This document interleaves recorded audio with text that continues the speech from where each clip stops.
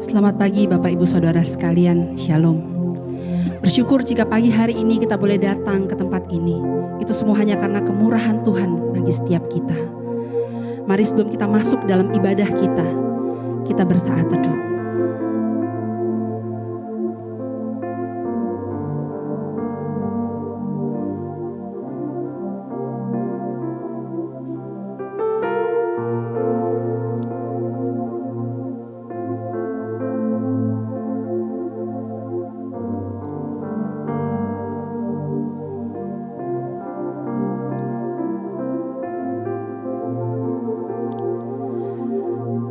Amin. Mari jemaat kita undang untuk bangkit berdiri. Dengarkanlah panggilan ibadah pada pagi hari ini. Masuklah, marilah kita sujud menyembah, berlutut di hadapan Tuhan yang menjadikan kita. Bapak Ibu Saudara, Allah kita adalah Allah yang maha kudus, maha kuasa melampaui segenap semesta. Namun Ia juga adalah Allah yang penuh kasih, yang dekat dengan kita, yang mengundang kita untuk menikmati relasi kasih dengannya di dalam dan melalui ibadah kita pada pagi hari ini. Tiada kata yang dapat melukiskan kelimpahan anugerahnya selain kita hanya dapat terkagum akan kasih-Nya. Kau sungguh indah tiada taranya, sungguh menakjubkan. Sungguh ajaib untuk dimengerti, lebih dari semua yang ada. Hikmat-Mu tiada terselami, kasih-Mu dalam tak terduga. Kau sungguh indah tiada taranya, mulia dan berkuasa. Ku kagum hormat akan Engkau, ku kagum hormat akan Engkau. Kau Allah yang layak dipuji, ku kagum akan Engkau.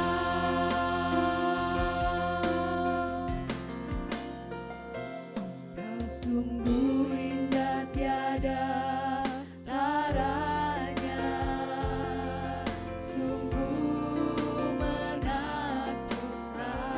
Sungguh kebaikan-Mu ajaib untuk kami mengerti Tuhan. Sungguh ajaib untuk dimengerti, lebih dari semua yang ada. Hikmat-Mu tiada terselami, kasih-Mu dalam tak terduga. Kau sungguh indah tiada taranya, mulia dan berkuasa. Ku kagum hormat akan Engkau. Kami mau kagum akan Engkau ya Tuhan. Kagum hormat akan Engkau. Kau Allah yang layak dipuji, ku kagum akan Engkau. Angkat tanganmu, nyatakan penghormatan dan kekagumanmu akan Tuhan. Ku kagum hormat akan Engkau, ku kagum hormat akan Engkau. Kau Allah yang layak dipuji, ku kagum akan Engkau. Kau Allah yang layak dipuji.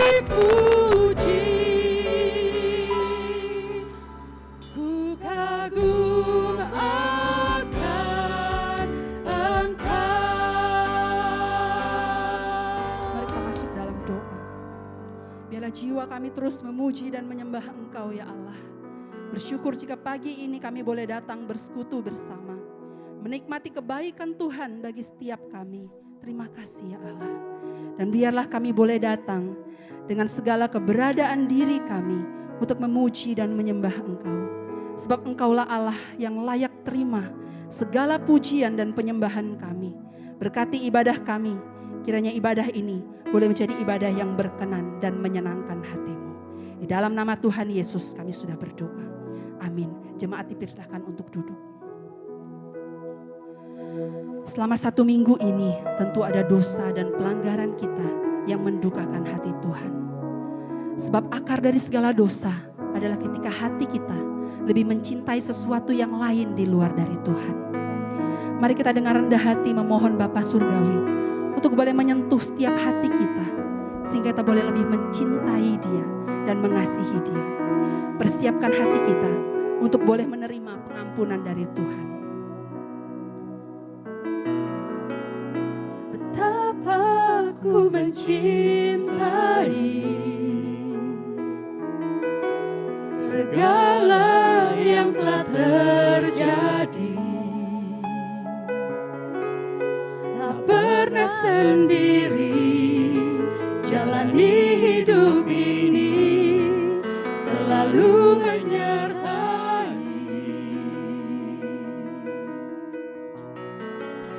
Betapa ku menyadari di dalam hidupku ini Kau selalu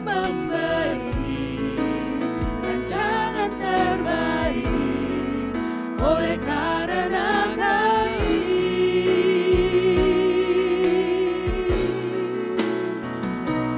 Bapa, sentuh hatiku, ubah hidupku menjadi yang baru, bagai emas yang murni. Kau membentuk bejana hatiku. Bapa, ajarku mengerti semua kasih yang selalu memberi, bagai air mengalir yang tiada pernah berhenti.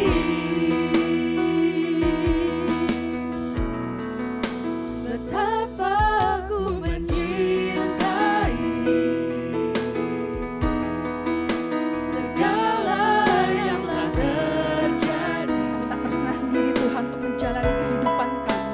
Tak pernah sendiri jalani hidup ini, selalu menyertai. Betapa ku menyadari di dalam hidupku ini, Sebab perancangan terbaik selalu tersedia bagi setiap kami. Kau selalu memberi rancangan terbaik oleh karena kasih.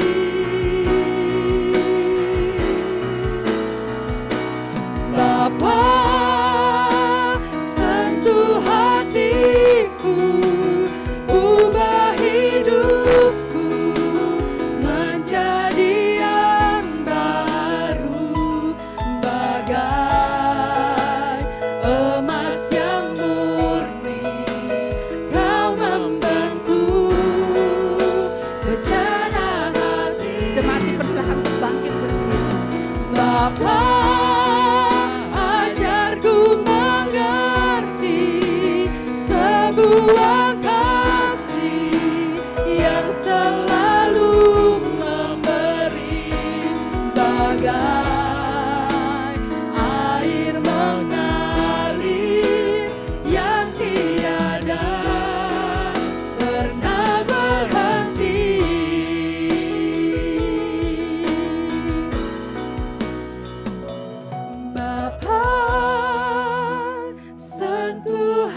hatiku, ubah hidupku menjadi yang baru, bagai emas yang murni. Kau membentuk bejana hatiku, Bapa, ajarku mengerti sebuah kasih yang selalu memberi, bagai air mengalir yang tiada pernah berhenti.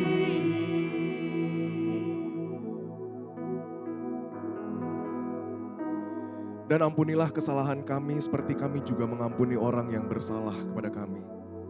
Saudara, ambillah waktu 1-2 menit ke depan untuk berdoa secara pribadi kepada Tuhan. Seperti lagu pujian yang barusan kita naikkan. Kita memohon Bapa memulihkan hati kita, memurnikan hati kita. Ketika Bapa mendapati kehidupan kita masih bergumul di dalam dosa, berdoalah kepada Tuhan.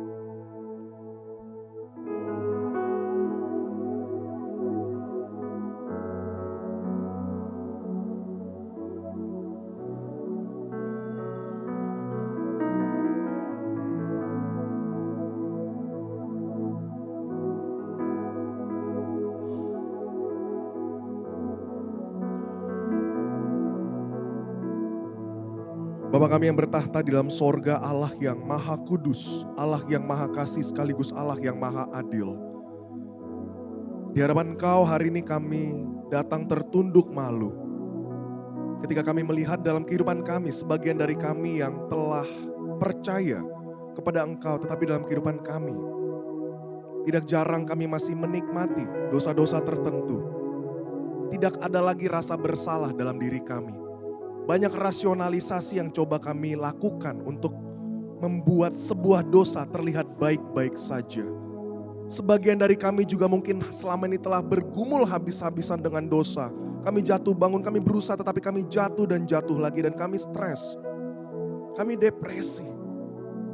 Bapak, Engkau yang lihat kedalaman hati kami. Ketika Engkau mendapati kami jatuh bangun hari ini. Dengan tertunduk malu. Kami memohon belas kasihan-Mu tercurah. Kami memohon pengampunan-Mu.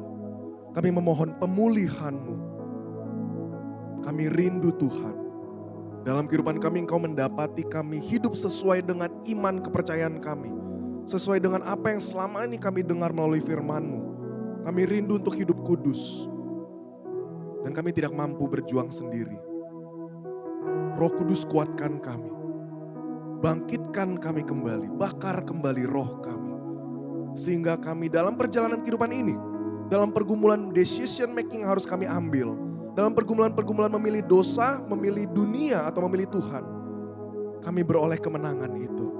Di dalam kekuatan dari-Mu saja. Terima kasih buat pengampunan yang Kau berikan. Terima kasih buat kesempatan yang Kau berikan. Inilah kami, inilah hidup kami. Kami persembahkan seutuhnya hanya buat Engkau saja. Di dalam nama Yesus kami berdoa. Amin.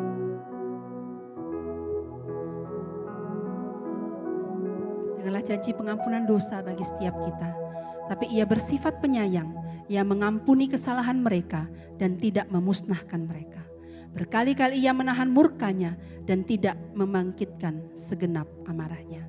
Mari saat ini kita mengaku iman percaya kita seturut dengan pengakuan iman rasuli. Aku percaya kepada Allah, Bapa yang Maha Kuasa, Khalik langit dan bumi, dan pada Yesus Kristus anaknya yang tunggal Tuhan kita, yang dikandung dari Roh Kudus, lahir dari darah Maria, yang menderita sengsara di bawah pemerintahan Pontius Pilatus, disalibkan, mati dan kuburkan, turun ke dalam kerajaan maut, pada hari yang ketiga bangkit pula dari antara orang mati, naik ke surga, duduk di sebelah kanan Allah, Bapa yang Maha Kuasa, dan dari sana Ia akan datang untuk menghakimi orang yang hidup dan yang mati. Aku percaya kepada Roh Kudus, gereja yang kudus dan am, persekutuan orang kudus, pengampunan dosa, kebangkitan tubuh, dan hidup yang kekal. Amin. Amin. Bersyukur untuk pengampunan dosa yang sudah kita terima. Biarlah hidup kita menjadi sebuah kehidupan yang semakin menyenangkan Tuhan. Semua hanya karena anugerah.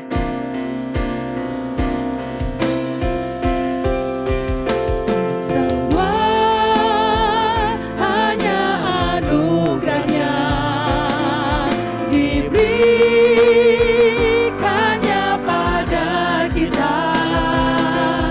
Semua anugerahnya bagi kita, bila engkau dipakainya.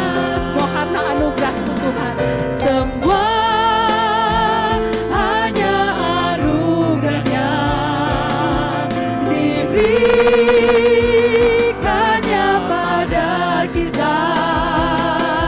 Semua anugerahnya bagi kita, bila engkau dipakainya.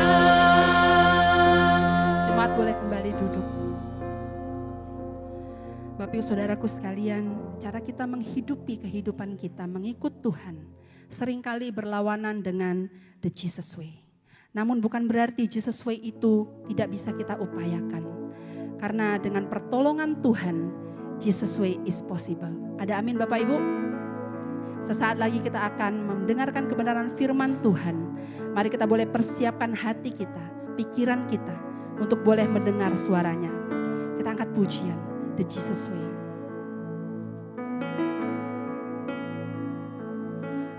If you curse me, then I will bless you. And if you hurt me, I will forgive. And if you hate me, then I will love you. I choose the Jesus way. And if you're helpless, I will defend you. And if you're burdened, I'll share the weight.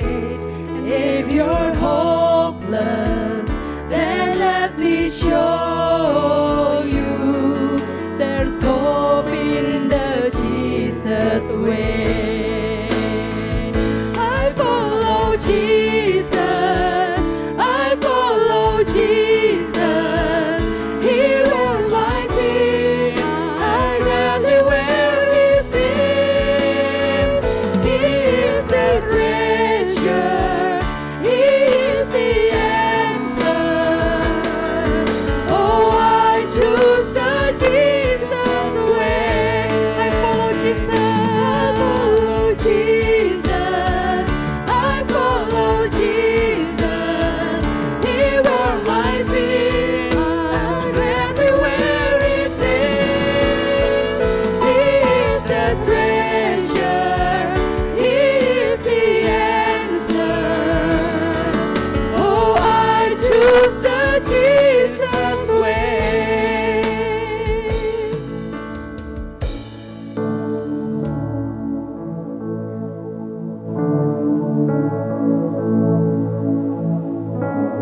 Gue bersyukur ya Tuhan, kalau Tuhan yang boleh satukan setiap kami pada ibadah ini. Dan kami percaya satu hal, Tuhan Engkau ingin kami bukan sekedar beribadah seperti ini. Kami bukan sekedar datang di dalam kebaktian ini. Tapi lebih daripada itu Engkau ingin agar hidup kami adalah hidup yang menyatakan kehidupan Kristus di tengah-tengah dunia ini. Kami sungguh sadar kami tidak mampu. Kami sungguh sadar kami lemah. Kami sangat sadar kami punya banyak dorongan kedagingan serta dosa kami. Tapi satu hal yang kami tahu, kami punya Tuhan yang hidup. Tuhan yang memimpin hidup kami. Karena itu tolonglah kami ya Tuhan, untuk menghidupi the Jesus way tersebut. Kami meminta berkat-Mu. kami meminta pertolongan. Dengar doa kami Tuhan. Dengar permohonan kami. Hanya di dalam nama Tuhan Yesus kami berdoa. Amin. Selamat siang Bapak Ibu dan jemaat yang dikasih dalam Tuhan Yesus Kristus. Selamat siang semuanya.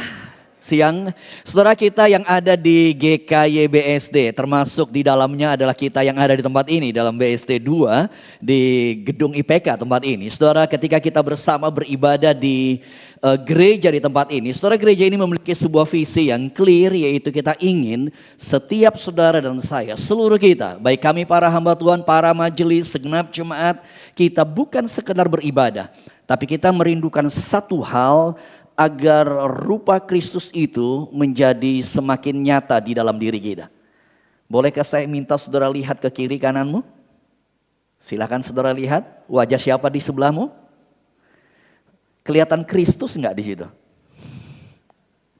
Atau jangan-jangan wajah yang saudara sebel? Saudara, tentu saja wajah kita bukan wajah yang sempurna. Tentu saja wajah saya pun bukan wajah yang sempurna. Tetapi satu hal yang harus pasti adalah seiring kita beribadah, seiring kita semakin datang dekat kepada Tuhan, maka rupa Kristus itu seharusnya semakin nyata. Tutur kata Kristus, tingkah laku Kristus, perasaan Kristus, emosi Kristus seharusnya menjadi bagian yang lebih ada di dalam dirimu dan dalam diri saya. Itulah kerinduan kita. Saudara, dan kita memiliki sebuah slogan yaitu with Christ, like Christ, for Christ. Ini merupakan sebuah logical flow ketika kita bersama dengan Kristus with Christ, maka perlahan tetapi pasti kita akan like Christ.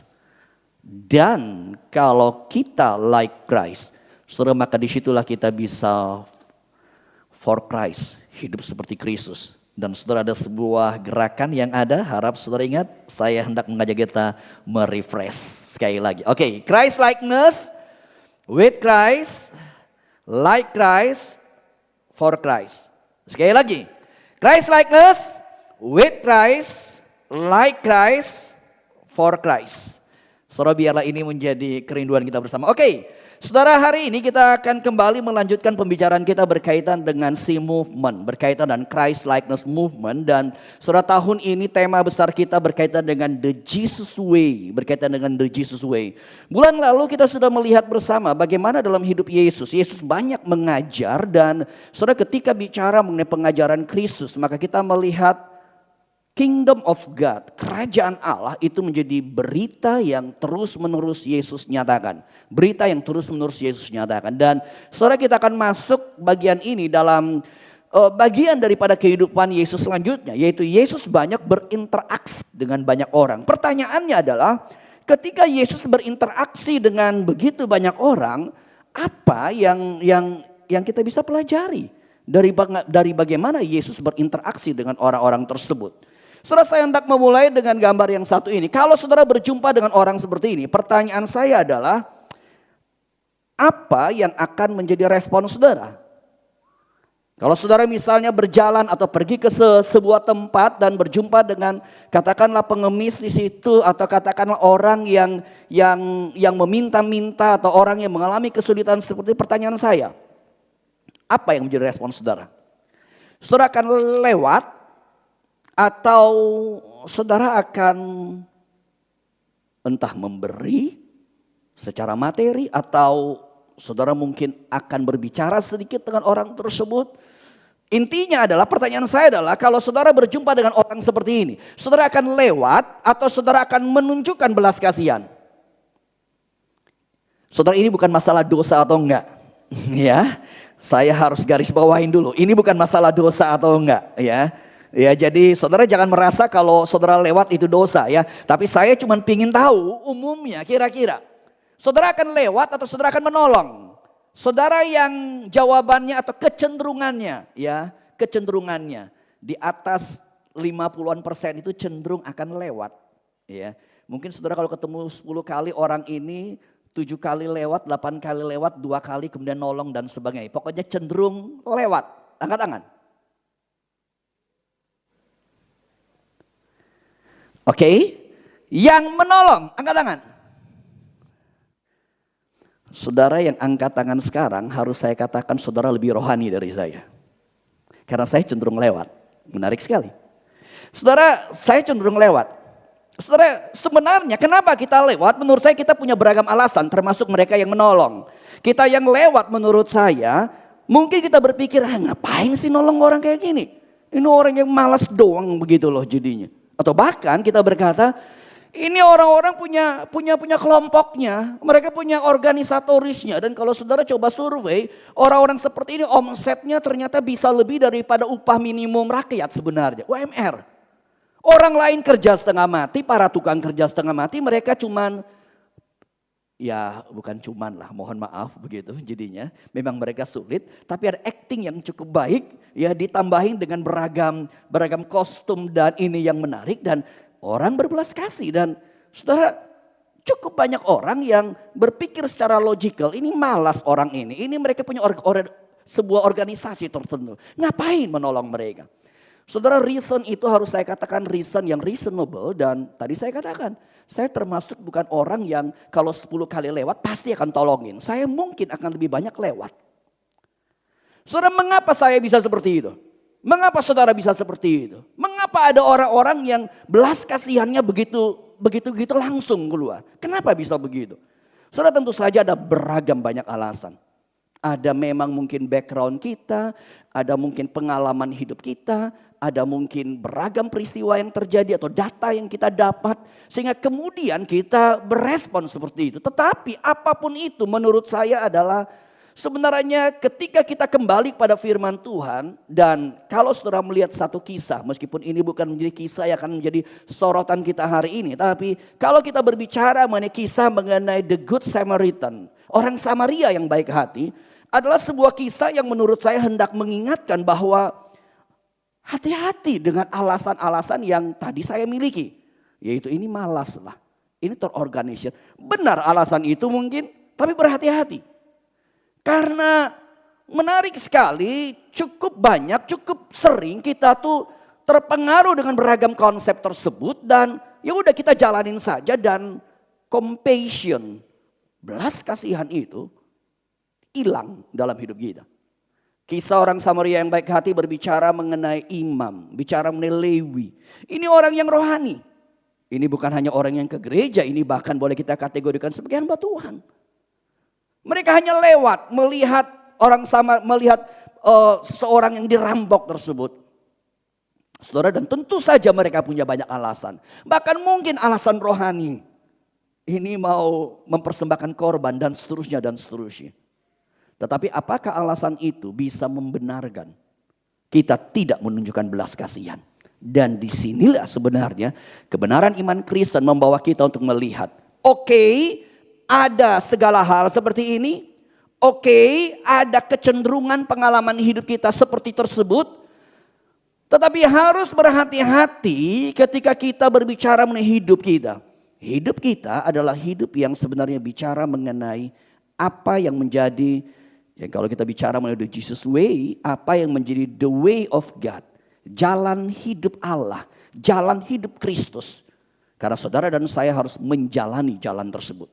Saudara, dalam konteks itu saya ingin mengajak kita melihat dari Injil Matius. Injil Matius pasal yang ke-9. Kita akan membuka Alkitab kita. Injil Matius pasal yang ke-9 ayat 35 hingga ayat 38. Saudara, saya ingin kita membaca bertanggapan Injil Matius pasal 9 ayat 35 hingga ayat yang ke-38. Kita membaca, saya akan baca ayat 35, saudara perhatikan ayat yang ke-36, seterusnya hingga ayat 38. Injil Matius pasal yang ke-9 ayat 35. Demikianlah Yesus berkeliling semua kota dan desa. Ia mengajar dalam rumah-rumah ibadat dan memberitakan Injil kerajaan sorga serta melenyapkan segala penyakit dan kelemahan.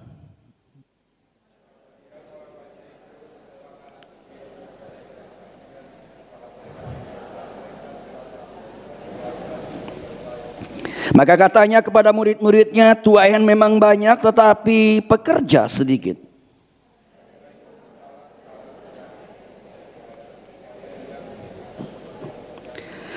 Saudara, saya ingin saudara perhatikan ayat yang ke-36 yang menurut saya menjadi ayat yang menarik. Ayat 36 dikatakan, melihat orang banyak itu tergeraklah hati Yesus oleh belas kasihan kepada mereka. Karena mereka lelah dan terlantar seperti domba yang tidak bergembala. Saudara, menurut saya ini menjadi sebuah catatan yang menarik. Ketika Yesus melihat, tergeraklah hati Yesus oleh belas kasihan. Dan kalau saudara melihat dalam Alkitab, bukan hanya catatan ayat ini.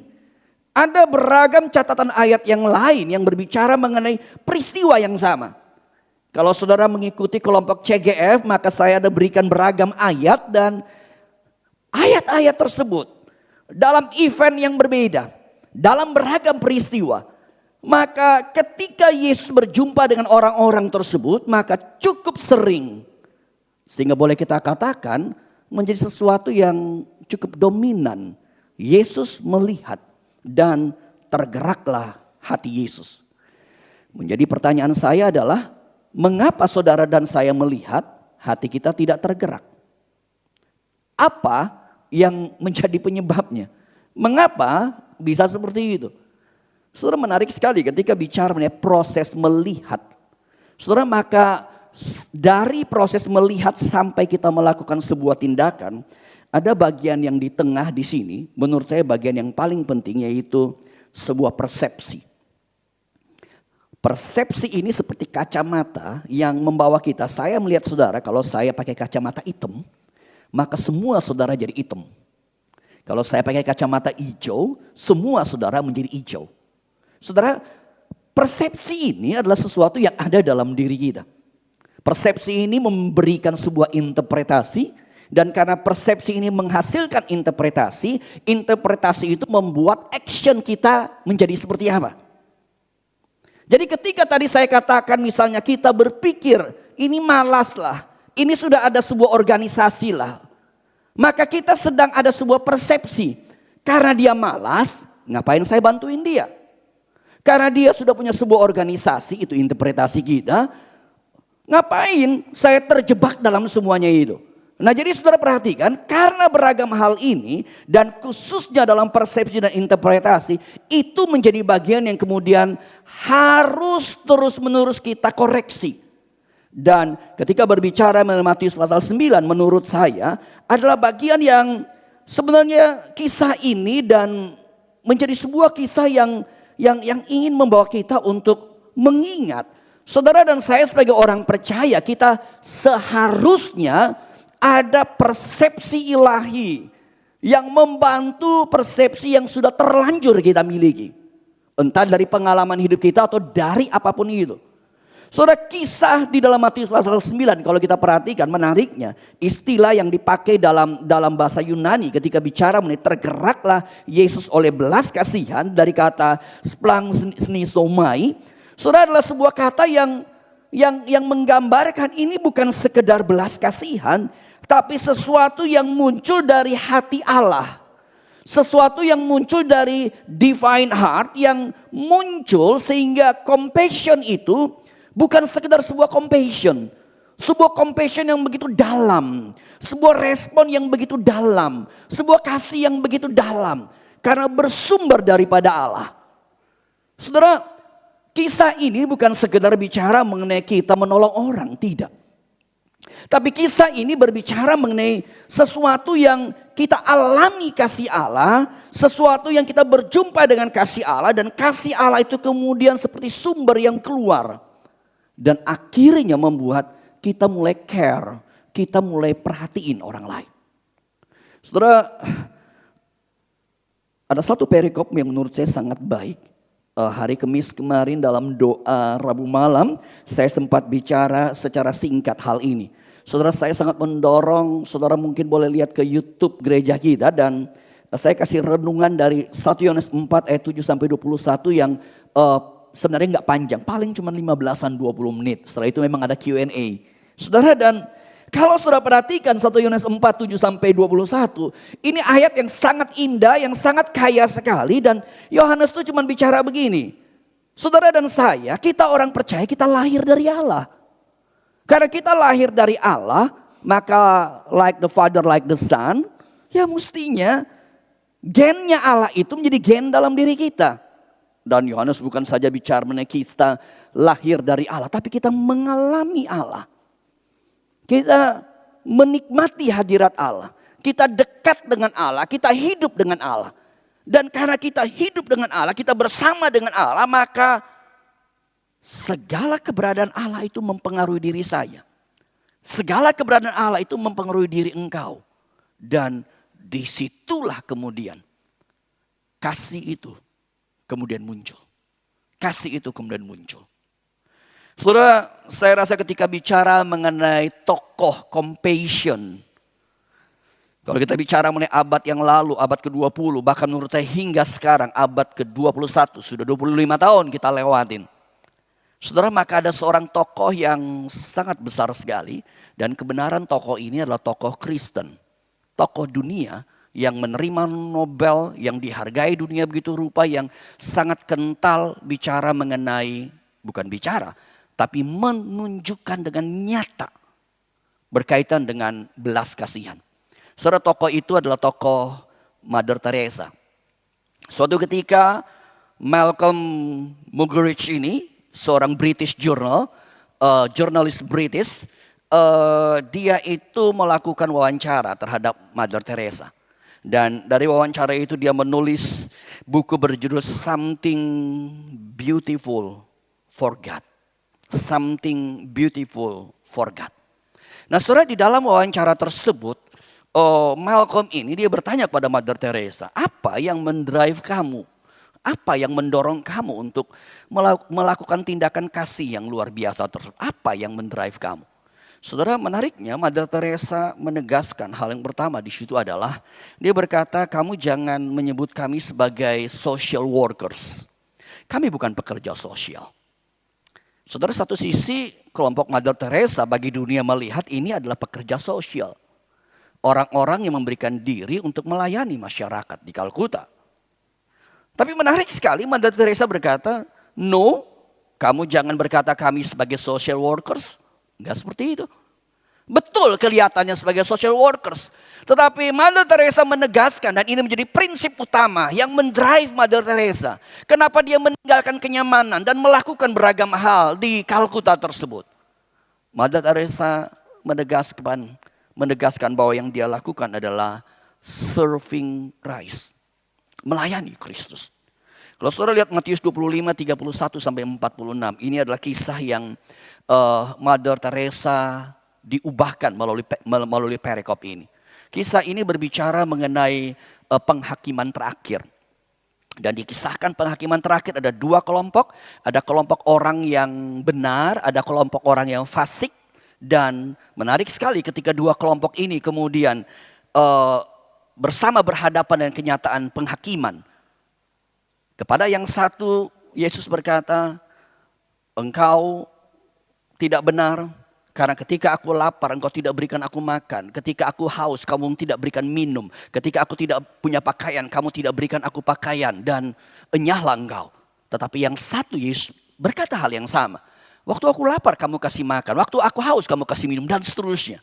Yang menarik dari kisah ini adalah dua kelompok ini sama-sama kaget. Yang satu berkata, kapan Tuhan engkau datang saya enggak kasih makan. Yang satu berkata, Tuhan kapan engkau datang saya kasih makan. Saya enggak merasa menyambut engkau Tuhan. Dan disitulah menarik Yesus berkata, barang siapa hal apapun yang engkau lakukan kepada salah seorang yang terkecil, engkau sesungguhnya sedang lakukan untuk aku. Itu kalimat Yesus. Kalau Yesus lapar, kita kasih makan enggak? Kasih enggak? Kasih enggak? Kalau enggak kasih kelewatan benar jadinya saudara. Bahaya sekali. Ya. Yesus haus, kasih minum enggak? Kasih. Saudara, tetapi apa artinya kita mengasihi? Yesus kemudian memberikan sebuah persepsi ilahi di situ. Terhadap orang yang sulit, orang kekurangan. Saudara, tentu saja setiap kita punya reason masing-masing dan saya tidak berkata kita dengan naif melakukan semuanya itu. Tetapi saya cuma mau berkata, inilah konsep ilahi tadi. Inilah persepsi ilahi tadi. Dan kita harus punya hikmat. Kita harus berhati-hati. Jangan sampai karena semua alasan tersebut kita tidak melakukan compassion. Nah, saudara, berkaitan dengan hal ini ada sebuah buku yang menarik yang bicara mengenai realitas mengalami hadirat Allah dan yang membuat kita menyatakan hadirat Allah tersebut.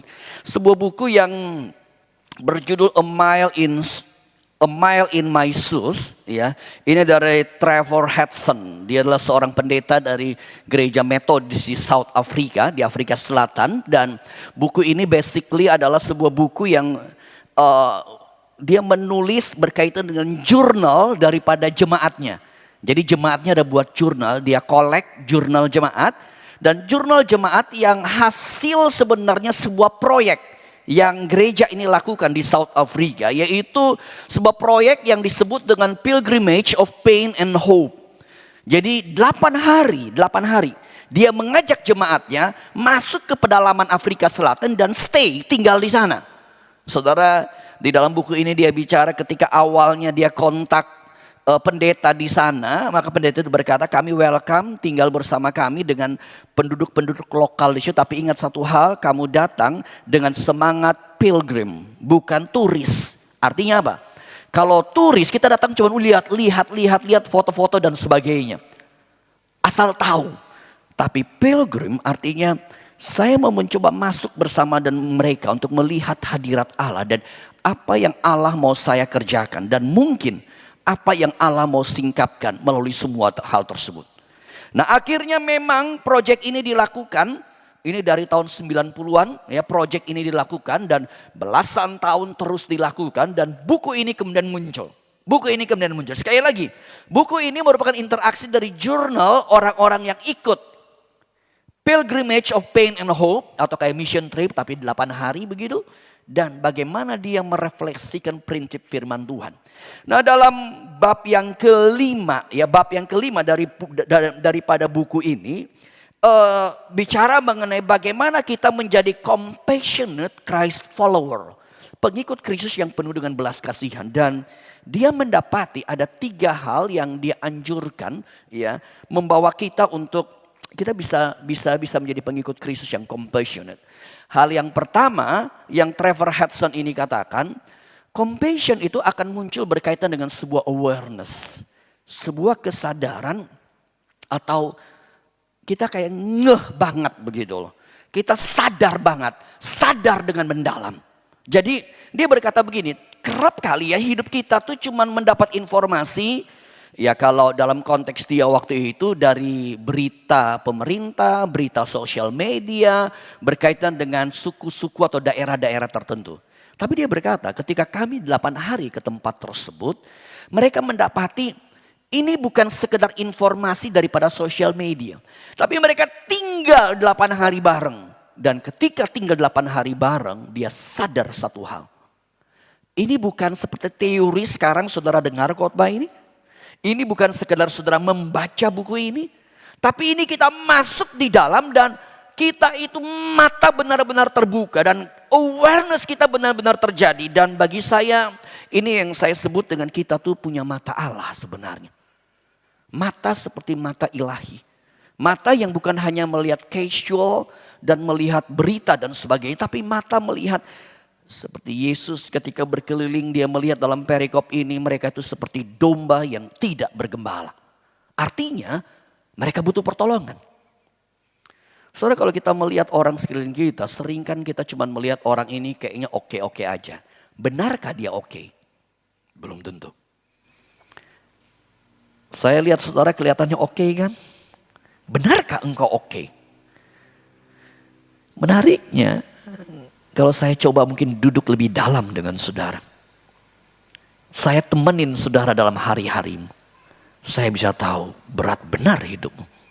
Sebaliknya saya juga sama ya. Kalau saudara juga ikut saya dalam beragam pelayanan, saudara tahu. Ternyata jadi pendeta gak gampang juga begitu. Awareness itu akan muncul.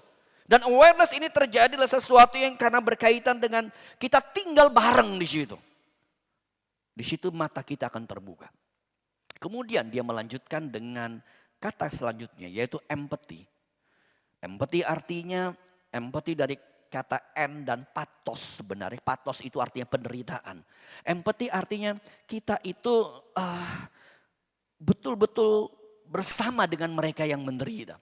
Saudara, by the way, judul buku ini A Mile in My Shoes. Ini buku yang merupakan sebuah ungkapan di dalam bahasa Inggris. Lebih tepatnya Walk a Mile in My Shoes. Buku yang menggambarkan begini. Kita coba taruh di sepatu orang lain harafiahnya. Kita coba taruh pada tempat orang lain dan coba lihat hidup mereka. Saudara, kalau bicara mengenai sepatu, ya kita semua kalau pakai sepatu baru, meskipun dia baru, tapi sepatu baru tuh nggak enak kan? Ya kita harus pakai dulu, adjust dulu, oke? After adjust, sekarang coba pulang dari ruangan ini, saudara kalau sama suami, istri atau kakak adik coba tukar sepatu pakainya. Kira-kira saudara akan jalan seperti apa? Saudara akan merasa gila, sang istri, sepatu lu gede bener, lu kakinya gede banget begitu. Sang suami berkata, ampun sepatuku bisa kecil kayak begini begitu. Tapi coba pakai sepatu orang lain. Ternyata cukup banyak dalam hidup ini ya, kita tuh terlalu gampang menjudge. Terlalu gampang menilai orang. Terlalu gampang komplain. Bahkan terlalu gampang memberikan label tertentu. Saudara, empati artinya stop. Jangan melabel orang, ya. Tapi mari kita coba sedikit punya hati Allah. Kita mengerti orang-orang itu lelah dan terlantar. Orang itu lelah dan terlantar. Saudara, bolehkah saya minta di dalam kesempatan ibadah hari ini, hati-hati dengan bibir mulutmu. Jangan gampang menghakimi. Jangan gampang menilai. Jangan gampang melabel orang. Dasar pemalas, dasar pemarah, dasar pendendam, dasar ini, dasar itu. Saudara mungkin saudara punya reason tentu saja. Tetapi coba pahamin orang tersebut. Mengapa dia seperti itu. Dan disitulah compassion akan muncul. Dan pada akhirnya menurut Trevor Hudson dia kemudian berkata. Kalau itu sudah muncul maka action itu akan mewarnai hidup kita. Di dalam bagian ini jadi di dalam bagian ini dia mendorong kita untuk involve dalam mission of Christ seperti pilgrimage tadi dan itu akan merubah hidup kita. Itu akan merubah hidup kita. Nah, di dalam bagian ini ada satu istilah yang saya senang, dia bicara mengenai jadi ini menjadi bagian gambaran yang saya sebut sebagai tangan Allah dan istilah yang saya senang di situ ada istilah passive spectator. Jadi istilah yang menggambarkan cukup banyak kita, terus terang kita tuh hanya jadi penonton. Kita tuh hanya jadi penonton. Saudara dengar khotbah hari ini. Percayalah, selesai, saudara bisa berkata, oh ya, oke juga ya, oh iya ya, good point. Tapi after itu selesai. Dan pada saat yang sama, at the same time, saudara jadi passive spectator. Banyak kita jadi penonton yang pasif. Kita nggak punya action sama sekali. Saudara, saya sangat mendorong dalam kehidupan ini ya, sebagai orang Kristen, please, saudara jangan cuma datang ibadah, please. Kalau betul saudara mau menjadi seperti Kristus, hanya ada satu cara, saudara harus masuk di dalam beragam means yang ada, sarana-sarana yang ada. Saudara, dan berkaitan dengan hal ini, saudara, gereja kita sebenarnya, oh ya, by the way, di sini ada sebuah kisah yang baik ya, di kisah A Mile in My Shoes ini, dia bercerita mengenai ada pada saat itu ketika dia nulis buku ini, ada seorang dokter dengan istri dan 3 orang anaknya. Itu tinggal di pedalaman South Africa tersebut untuk mengabdi sudah sekian tahun. Dan dia kemudian berkata begini, orang ini menjadi dokter di situ, ada sebuah jurnalnya. Jadi jurnal itu 17 tahun ya, 17 tahun yang lalu ya. Oh wait, bukan, usia 17 ketika pemuda itu ikut mission ini ya. Mungkin setelah 10 tahun barangkali dia kemudian jadi dokter ya. Jadi sebuah jurnal dan ada tulisan daripada pemuda tersebut. Pemuda itu berkata begini, ketika saya bersama dengan mereka saya tahu satu hal. Tuhan mau saya studi medical untuk menjadi blessing bagi mereka. Saya tidak jadi pendeta. Tapi clear Tuhan panggil saya. Dan saya ingin menyerahkan hidupku untuk kemudian menjadi alat Tuhan. Menjadi tangan Tuhan bagi orang-orang ini. Dan itu terjadi. Saudara, di gereja kita punya beberapa hal yang saya sangat mendorong ya. Saudara untuk coba berpikir untuk melibatkan diri. At least salah satu dari beberapa bagian ini. Saudara, kita punya yang namanya PAS, Peduli Anak Serpong. Setiap Sabtu pagi ada tim yang dari gereja kita di BSD cuman drive 5-10 menit sampai ada sekolah negeri yang beberapa guru terus layani dengan setia. Sudah belasan tahun. Saudara, coba sekali-sekali ikut melihat anak-anak tersebut. Itu hal yang paling sederhana. Atau mungkin saudara kita punya PPMT di Mintin ya. Di daerah Banjarmasin saudara. Saya sangat mendorong saudara bawa anak-anak holiday itu jangan keluar negeri melulu begitu loh. Silakan keluar negeri ya. Tapi sekali-sekali bawa ikut holiday itu adalah ke pedalaman. Supaya anak-anak kita juga melihat dunia yang berbeda.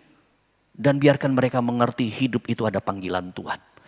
Bukan hanya PPMT, mungkin ada pembesukan, visitasi yang kita lakukan. Bahkan per Mei kemarin setiap Sabtu itu ada visitasi ke rumah sakit tertentu.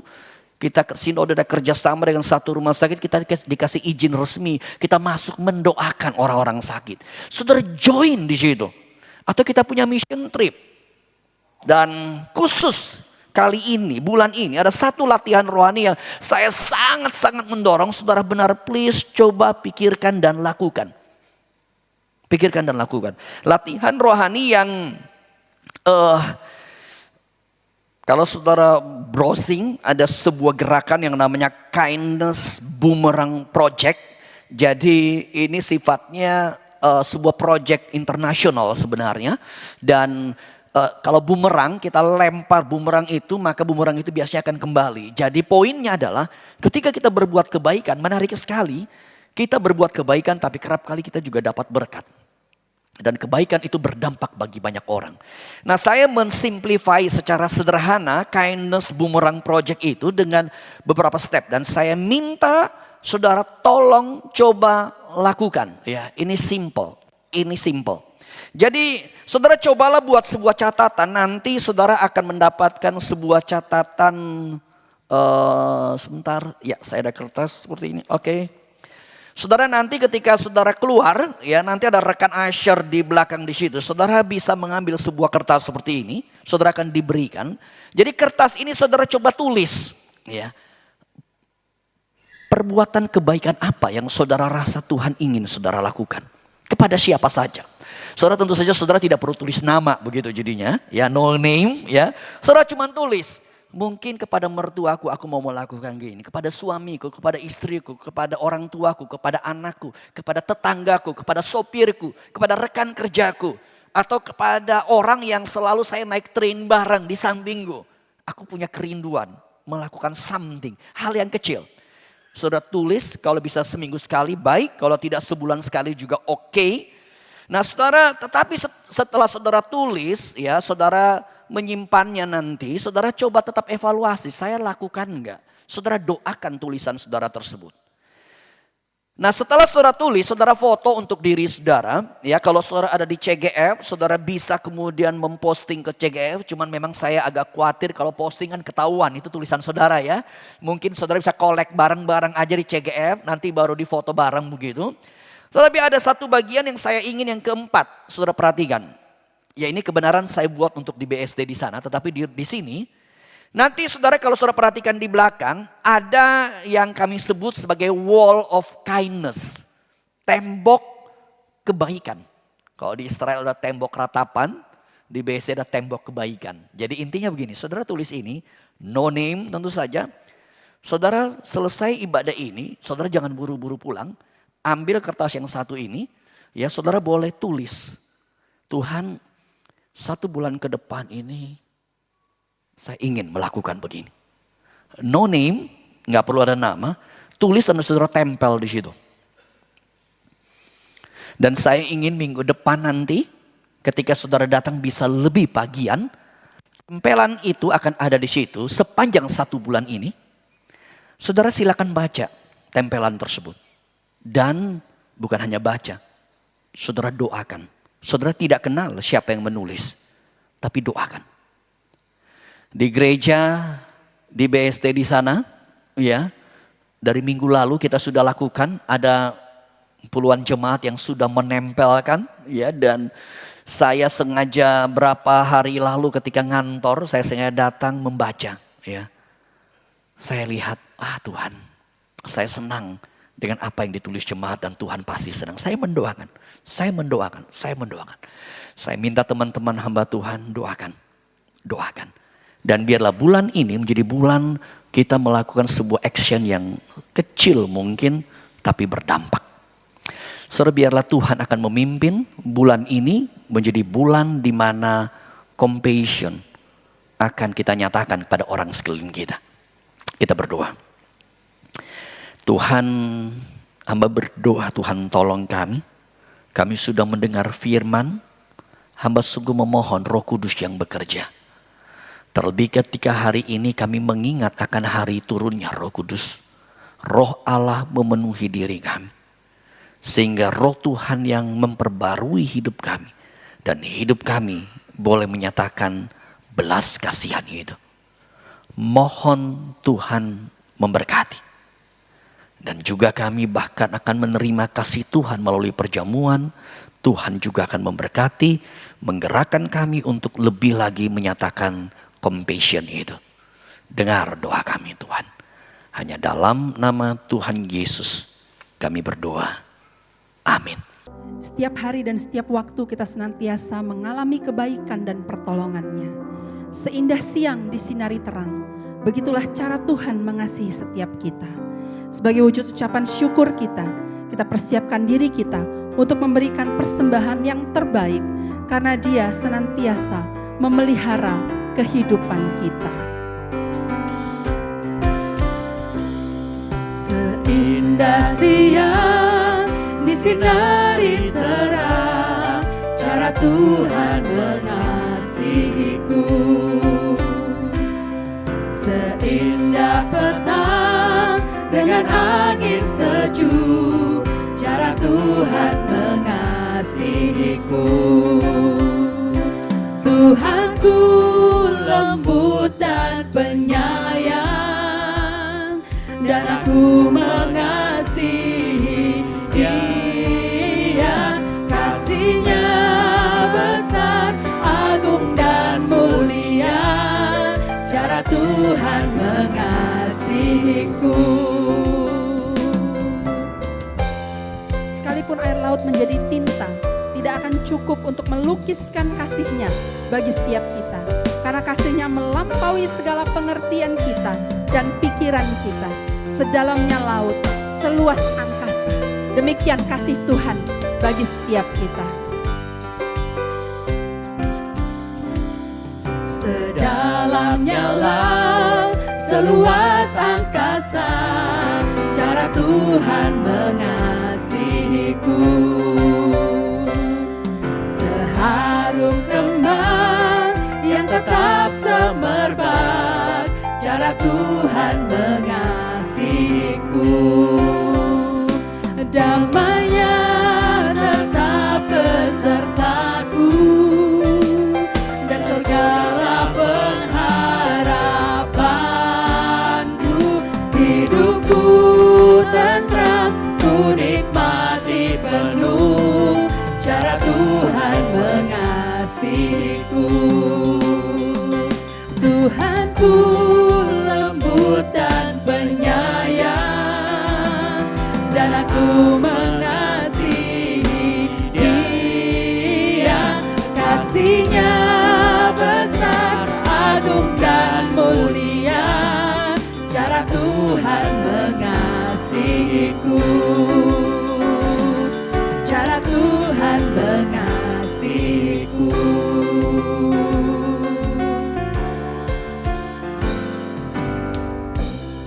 Mari kita berdoa.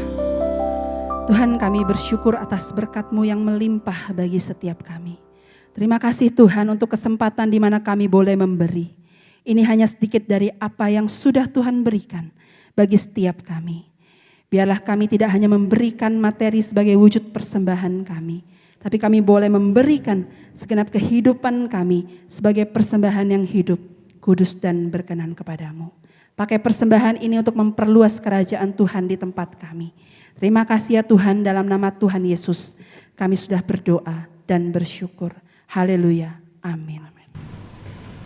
Kita akan akhiri ibadah kita bangkit berdiri bersama, kita naikkan pujian segala kemuliaan hanya bagi Tuhan dan diikuti dengan doksologi. Kita akan menerima berkat daripada Tuhan.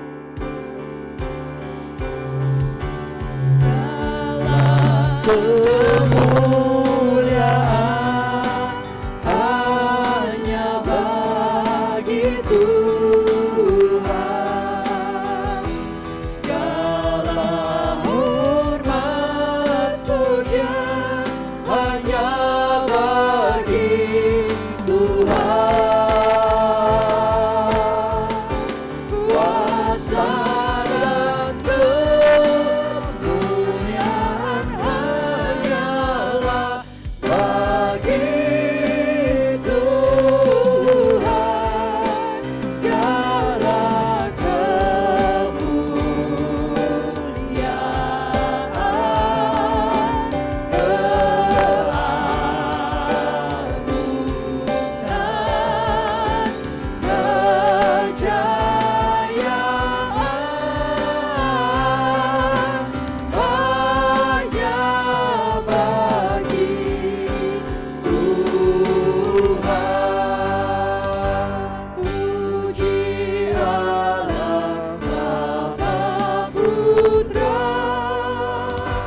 puji Allah Roh Kudus, ketiganya yang esa. Pohon selamat sumber berkah.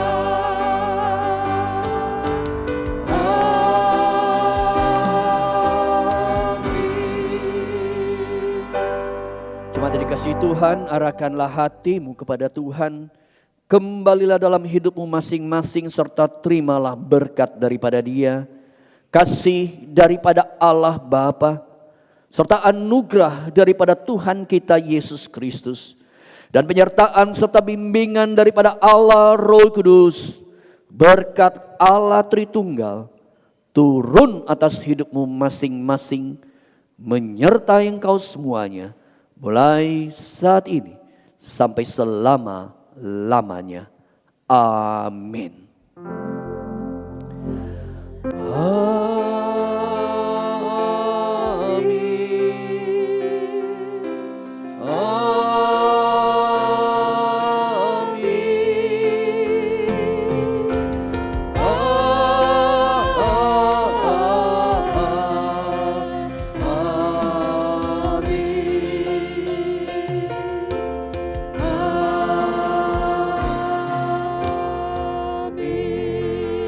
Jemaat dipersilakan duduk kembali, doa teduh dan Tuhan berkati. Selamat hari Minggu.